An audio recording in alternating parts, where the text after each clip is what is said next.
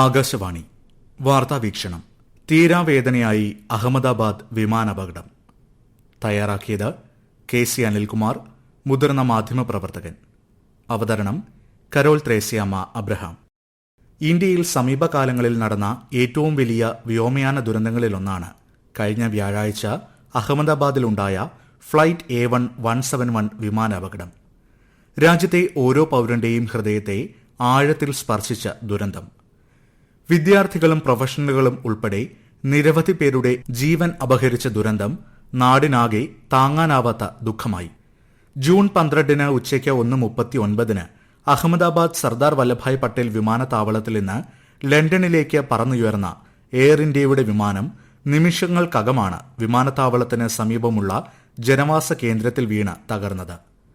12 ജീവനക്കാരടക്കം 242 പേരായിരുന്നു വിമാനത്തിലുണ്ടായിരുന്നത്. ഇതിൽ ഒരാൾ മാത്രമാണ് രക്ഷപ്പെട്ടത്. 169 ഇന്ത്യക്കാരും 52 ബ്രിട്ടീഷ് പൌരന്മാരും 7 പോർച്ചുഗീസ് പൌരന്മാരും ഒരു കനേഡിയൻ പൌരനുമാണ് വിമാനത്തിൽ ഉണ്ടായിരുന്നത്. അപകടത്തിൽ മലയാളിയായ രഞ്ജിത നായരും മരിച്ചിരുന്നു. ലണ്ടൻ ഗാറ്റ്വിക്കിലേക്ക് പോവുകയായിരുന്ന Air India flight AI-171 Boeing Dreamliner പറന്നുയർന്നതിന് തൊട്ടു പിന്നാലെ BJ മെഡിക്കൽ കോളേജ് ഹോസ്റ്റൽ ബ്ലോക്കിലേക്ക് തകർന്നു വീഴുകയായിരുന്നു. വിമാനം ഇടിച്ചിറങ്ങിയ കോളേജ് ഹോസ്റ്റൽ ഭാഗികമായി തകർന്ന 5 മെഡിക്കൽ വിദ്യാർത്ഥികൾ മരിച്ചു. നിരവധി പേർക്ക് ഗുരുതരമായി പരിക്കേറ്റു.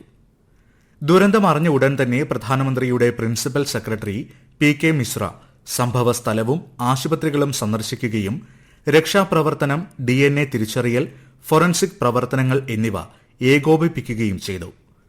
ദുരന്തത്തിനിരയായവരുടെ കുടുംബങ്ങൾക്ക് പൂർണ്ണ പിന്തുണ ഉറപ്പു നൽകിക്കൊണ്ട് പ്രധാനമന്ത്രിയും കേന്ദ്ര ആഭ്യന്തരമന്ത്രിയും സിവിൽ ഏവിയേഷൻ മന്ത്രാലയവും സത്വരം മുന്നോട്ട് വന്നു. എയർ ഇന്ത്യ വിമാനാപകടത്തിൽ പരിക്കേറ്റവരെ പ്രധാനമന്ത്രി നരേന്ദ്രമോദി സന്ദർശിച്ചു. വെള്ളിയാഴ്ച രാവിലെയാണ് പ്രധാനമന്ത്രി അഹമ്മദാബാദിലെ സിവിൽ ആശുപത്രി സന്ദർശിച്ചത്. വിമാന ദുരന്തത്തിൽ രക്ഷപ്പെട്ട വിശ്വാസ് കുമാർ രമേശിനെയും പരിക്കേറ്റ 25 പേരെയും അദ്ദേഹം കണ്ടു.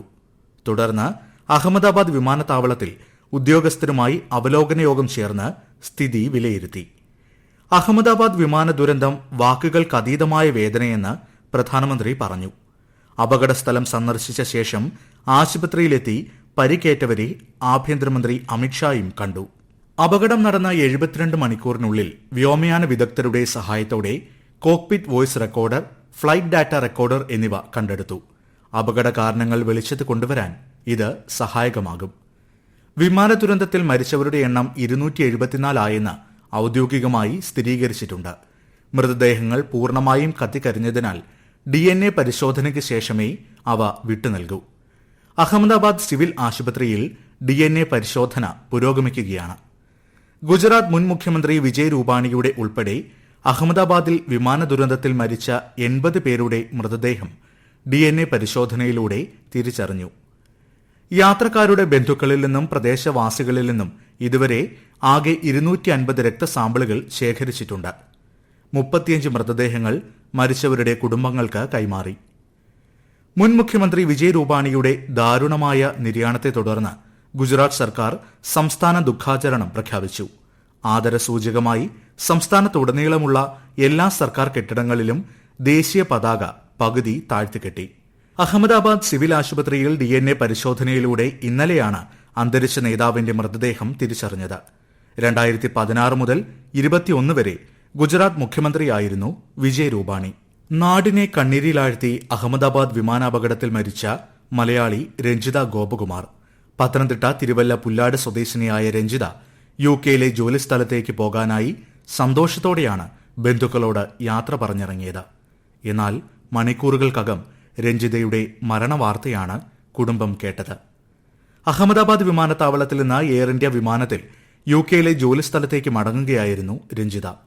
സർക്കാർ നഴ്സായിരുന്ന രഞ്ജിത അവധിയെടുത്ത് UK ജോലി ചെയ്യുകയായിരുന്നു.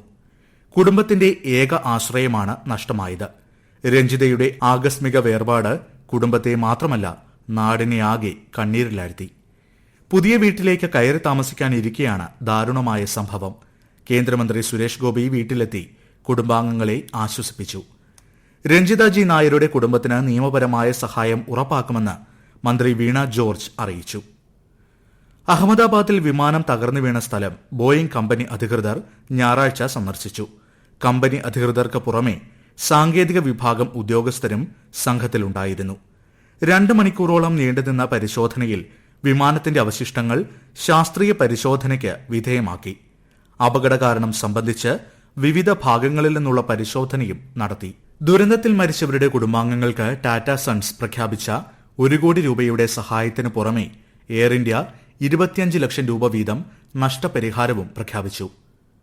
അഹമ്മദാബാദ് വിമാന ദുരന്തം അന്വേഷിക്കാൻ കേന്ദ്ര വ്യോമയാന മന്ത്രാലയം കേന്ദ്ര ആഭ്യന്തര സെക്രട്ടറി ഗോവിന്ദ് മോഹന്റെ നേതൃത്വത്തിൽ രൂപീകരിച്ച ഉന്നതതല സമിതിയുടെ ആദ്യ യോഗം ഇന്ന് ചേരുകയാണ്.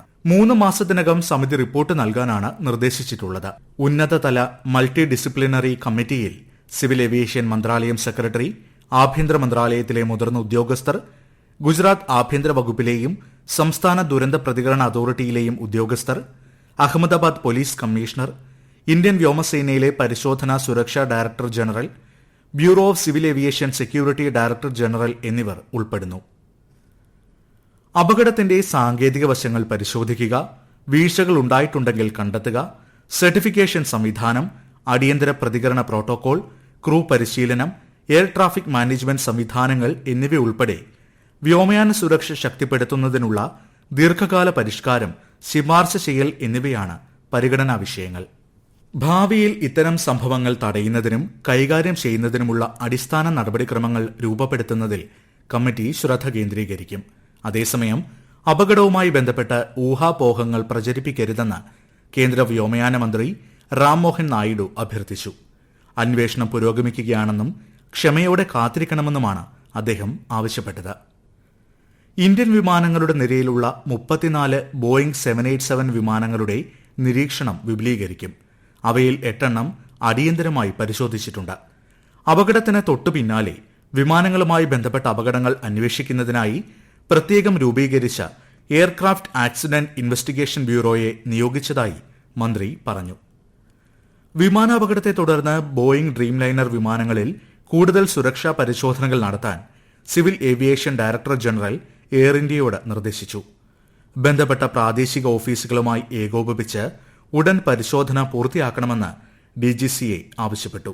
ഇന്ധന മാനദണ്ഡ നിരീക്ഷണം, ഇലക്ട്രോണിക് എഞ്ചിൻ നിയന്ത്രണ പരിശോധന, എഞ്ചിൻ ഇന്ധന ചാലക പരിശോധന, ടേക്ക് ഓഫ് മാനദണ്ഡങ്ങളുടെ അവലോകനം എന്നിവ വിമാനം പുറപ്പെടുന്നതിന് മുൻപ് പരിശോധിച്ച് ഉറപ്പാക്കണം.